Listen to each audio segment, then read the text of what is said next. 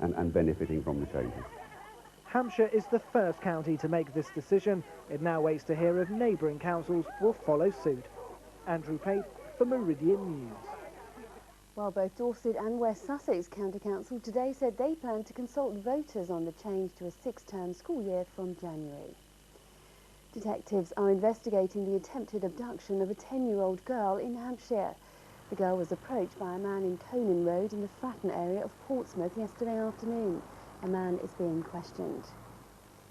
People are being warned they could see floods over Christmas after heavy rainfall at the weekend. Both the River Uck in Sussex and the River Frome in Dorset could burst their banks. It comes after 2 people were rescued from floods in Dorset yesterday. Hundreds of workers at a contact lens factory in Hampshire have been told they could lose their jobs. Redundancies at Ocular Sciences in Chandler's Ford will be announced in the new year. A family from Hampshire are hoping for a noisy Christmas because their 2-year-old will be able to hear for the first time. Eleanor Fitter was born profoundly deaf, but now major surgery has transformed her life. The sights and sounds of a family Christmas. For the Fitters from Andover, though, this will be no ordinary Christmas. Their daughter was born profoundly deaf, but following surgery in September, she can now enjoy Christmas with all her senses. We're hoping for a very noisy Christmas this year.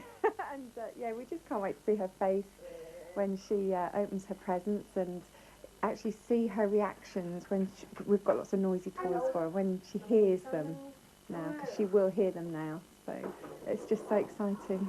When Eleanor's parents realised she was profoundly deaf, they applied to their local health authority for an operation doctors said would solve the problem. But because of a shortage of funds, the family were told they'd have to wait. However, an anonymous donor came forward following television reports on the family's plight and paid the £30,000 for a cochlear implant. The family knew the sooner her operation was completed, the better her speech in later life. But already the effects are obvious. Christmas shopping in Salisbury has become a joy for Eleanor, who can now hear what the toys are saying, as well as see, feel and smell them. Hi, I'm Norton. Wanna be friends? Onlookers are enchanted. Proud Mum is still elated. It was such a huge thing for me that day to just, it really was the biggest reaction I've seen so far. She put the bear to her ear and smiled and her eyes went wide and she started laughing and giggling.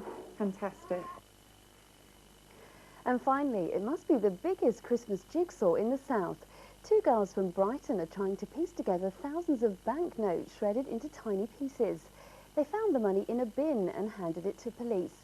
Now they could be making a fortune. It's the biggest Christmas present they're ever likely to get. Maisie Bally and Rachel Orman with the money they discovered on a Brighton street. Thousands of pounds ripped into tiny pieces. I thought it was just fake and a bit of a weird thing to do, just ripping it up and putting it in a bin. Either somebody's really not well or there's some sort of domestic vendetta going on. So it's bizarre, really strange. The girls found the money blowing out of a rubbish bin behind Downs Junior School in Grantham Road, but how it got there remains a mystery. We can't say whether it's come from any crime whatsoever. So at the end of the day, both Rachel and Maisie, they've got it back, and I hope they spend it very wisely. To exchange the torn up money for crisp